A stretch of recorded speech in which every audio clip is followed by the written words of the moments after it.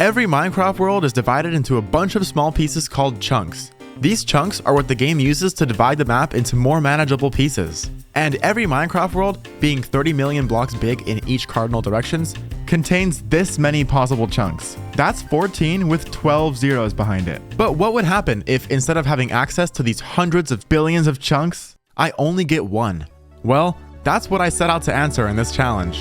This is the story of how I survived 300 days in a Minecraft world that's only one chunk big. On day 1, I did all the normal day 1 things. Chopped down a tree, made some tools, and started a little melon and wheat farm. My next task was stone tools, something I'd have to get used to using for quite a long time. I then went mining for a bit, found some brown mushrooms, then spent the rest of the day mining gravel. I don't really know why I mined all this gravel, but I kinda just felt like it. Once night came around, I wanted to get out of the scary caves and go to the surface to start working on a bigger and better farm. Since I don't have any animals in this world yet, melons and wheat are going to be my only food source for quite a long time. By the end of the night, I had already figured out how to get outside the border. You can't break or place blocks out here, so it was really just to see how my world was coming along. And not bad. And just as day 1 was coming to an end, I had my first death. And of course, it was from a failed MLG water. Day 2 was spent constructing a hideous bamboo farm in the sky when I realized I'm all out of cobblestone. So, time to make a cobblestone generator. With my newly found riches, cobblestone that is, I set out on my first big project on the world, making a mob farm. I was in desperate need of food, and the bones I would get from skeletons in this farm could really help me out to make bone meal. Once I had it all constructed, it was time to test it out. I thought to myself, this seems slower than it should be. That's because the entire farm is filled with spiders. Only skeletons, zombies, and creepers were able to fall down the chute in this farm, so eventually the only thing that was left was spiders, and no more mobs were spawning. The next day was spent organizing my items. For being in such a tiny world, I had accumulated quite a bit of items. I constructed a somewhat janky storage system, and boom, problem solved. Oh, and would you look at that? I'm back in the mob farm killing spiders. I'm back in the mob farm being killed by spiders. Hey, but at least the farm's working pretty good now. A few days of killing and being killed by spiders, and I finally had enough string to make wool, and then carpet to start spider-proofing the mob farm. The next day, I got redemption for my first death by hitting this absolutely insane MLG water. On day 19, I decided to try to make something cool using the amethyst geode that was in my world. I wanted to make an underground area that connected with the geode. But for now, I'll just be putting a potato farm down here. And what do you know, I am back in the mob farm, and for some reason, I removed the spider proofing? But this was not a normal situation in spider death. This was a full-blown disaster. I had accidentally left the trapdoors open from when I was clearing out the mob farm earlier, and a creeper exploded, sending mobs spilling everywhere out into the world. Would this be the end of the one chunk world? Well, I thought it would be, but I was able to save it after just a few deaths and one exploded chest. That disaster was a wake-up call for me and made me realize I need to burn some trees down outside the border. I used some weirdly placed blocks and leaves to get the fire to spread outside the border, but it didn't work too well and I was left with this. And not even one day after my last mob farm disaster, I was already back inside killing spiders yet again. That same night, I found my first chicken, and a pesky zombie was riding it, so I took care of that and put the chicken in a hole so it wouldn't escape. I ended up completely forgetting about this chicken, and somehow it just vanished. The next morning, I woke up realizing that I had experienced enough danger and death in this world, so it was time to completely spider-proof the mob farm. For good this time. I then spent the rest of the day AFK at the mob farm to see how much loot I could get. And I ended up getting 2 sugar. Perfect for what's coming next on the world. You see, from the very start of this world, the goal has been to cure a zombie villager. That's why I made the mob farm, and that's why day 41 was spent searching where gold generates in the new update. According to the wiki, there's an average of 12.4 gold per chunk, and I needed 16. But I got super lucky, and in my chunk, there was a whopping 5 gold. I even found a big vein just outside the border taunting me. But hey, at least I found some diamonds. Diamond! The only way for me to get the remaining 11 gold was to go to the Nether. And I was not looking forward to this. I used a lava pool that was at the bottom of my chunk to carry individual lava buckets all the way to the surface, and one by one using water, I turned them into obsidian. And on day 46, I went to the Nether for the first time. Surprisingly, it wasn't infested with mobs like I had thought it would be. This is great. I dug down below the fortress and started mining. I found a gold vein not too long after and wanted to bring it back to the overworld to keep it safe. But as I was underground in the Nether, an insane amount of mobs started spawning above me. Being not prepared, I ran back to my portal to escape, but was greeted on the other side by a load of blazes. They killed me a few times, burned some of my stuff, and burned down most of the forest outside the border.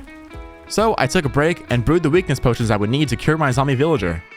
I also used almost all of my iron to make some full iron armor, and as you can see, it was extremely helpful. I went back to get my stuff, then continued mining. After finding the rest of the gold I needed, I decided to go full assassin mode and kill as many nether mobs as I could.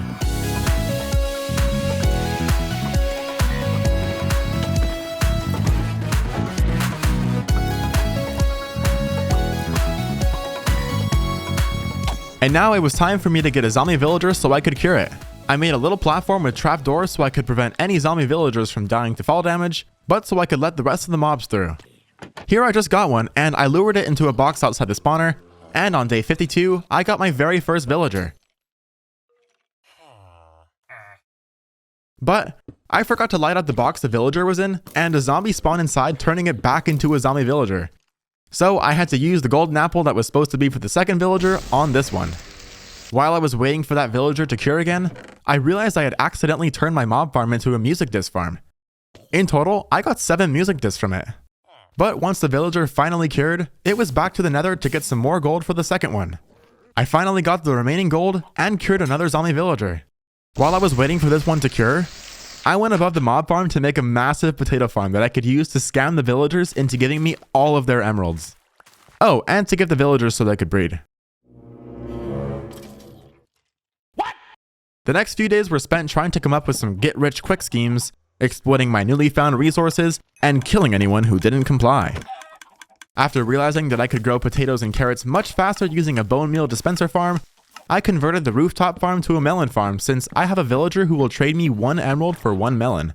With a small supply of iron coming from the iron golem spawning next to the villagers, I got to work on some more automatic farms. The first being an automatic bamboo farm. But my hunger for iron was not satisfied, so my next big project in the world was making an iron farm. I started with the framework of the farm, then built the top platform where the iron golems spawn and are pushed off into lava. This farm needs a zombie and 3 villagers, so I made a dark box in the farm for zombies to hopefully spawn in, and after waiting below for a bit, I finally got 3 to spawn inside. I don't have a name tag yet to prevent the zombie from despawning, but if a mob picks up an item, it will also no longer despawn. So I can use this mechanic instead of an expensive name tag.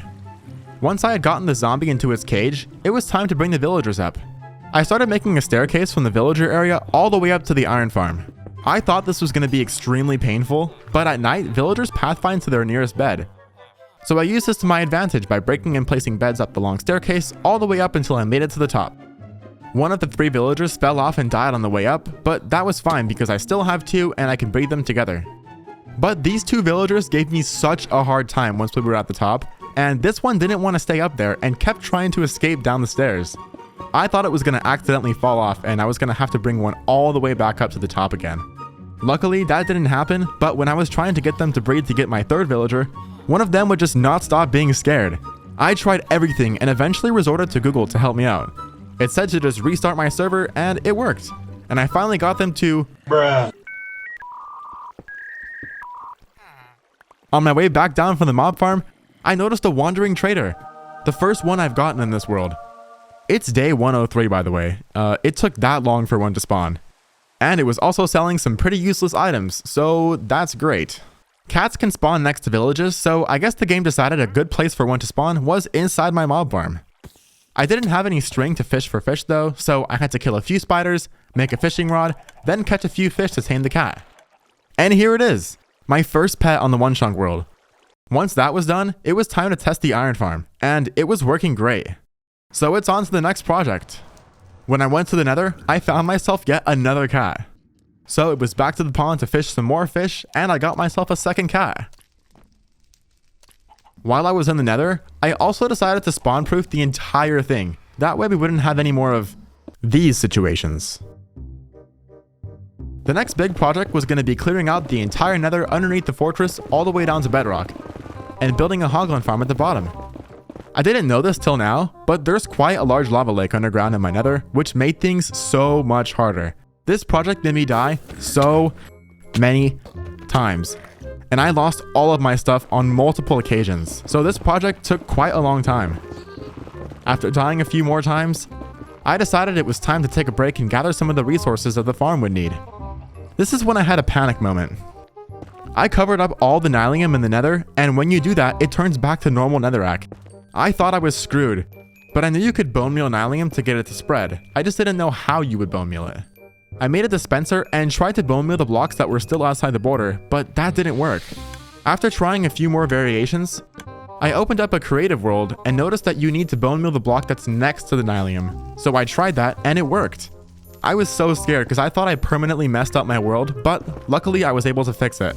Once I had gotten the nylium back, I bone mealed it to get the warp fungus that this farm needs. After that, it was back to the grind of clearing out the nether. A few more deaths later, and I needed another break. This time, I was going to get a Fortune 3 pickaxe from trading with villagers and use it to mine the diamonds that I found earlier. Here we are, and not bad. From 4 diamond ore, I was able to get 11 diamonds. And naturally, the first thing I used my diamonds on was a jukebox. When listening to Malohi, I had an epiphany. Instead of dying every 5 minutes to lava, I could craft myself fire resistance potions to clear out the lava even faster. I'm a bit disappointed in myself for not thinking of this till now, but hey, better late than never. Once I had them all crafted up, I dove into the lava and started clearing it all out.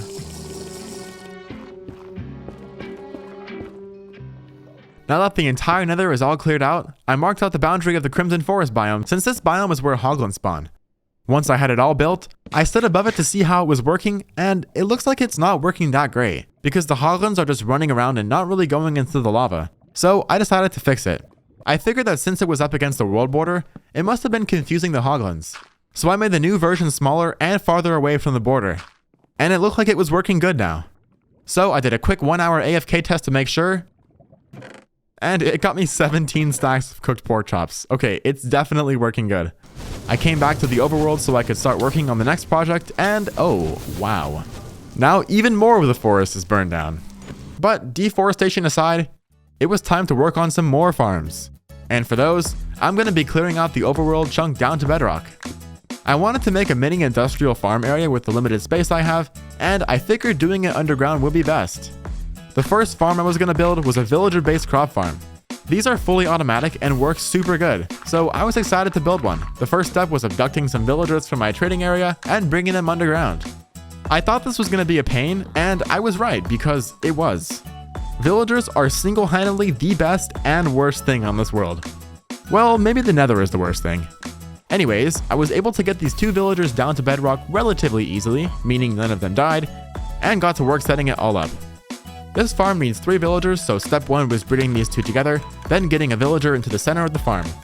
Now all I had left was to set up the... Oh, come on! Now that it was all done, I did a quick test to see if it was working good, and it was. I then went on to make a few more piston and observer farms like a bamboo farm and a melon farm. Once that was all done, I ran into another wandering trader, but this time it was selling something that was actually useful. Moss blocks and pumpkins, both first for this world. But since I was done trading with him, I had to make room for the next one to spawn. Sorry. Morally troubled from murdering that wandering trader, I decided that it was time to retire the mob farm. It was ugly and caused me so much pain in this world, so it was time for it to go. I also wanted to clear up the villager area above here too, since it was just ugly and confusing.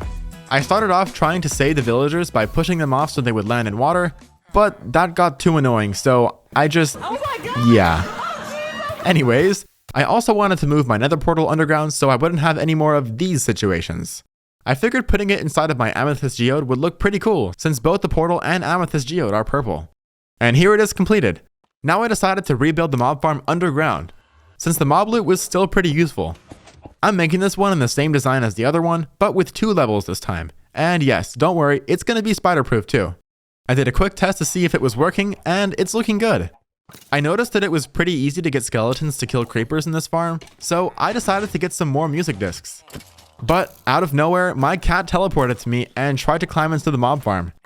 It got shot by a skeleton a few times, and I tried to save it.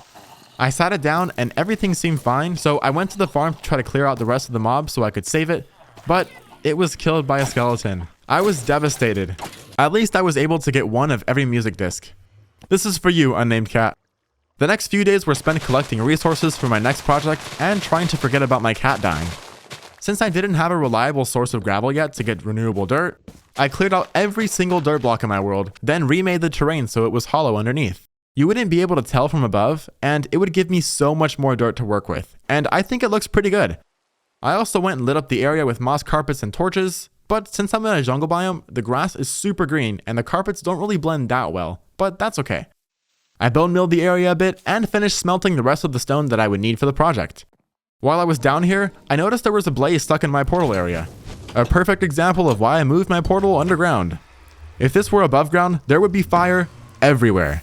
But instead the blaze is just stuck in here, not causing any problems. This is how things should be. The next big project was a big sky island area with villagers on their own islands and a large island in the middle. I pillared up with some scaffolding and got to work on the first islands. The main island was first, and it was turning out really great. Each of the surrounding islands were next, and I then got to work detailing everything to make it look a bit more natural. Once the islands were done, it was time for the villagers to move in. I used the iron farm that was above as a villager breeder, and it was working out pretty good.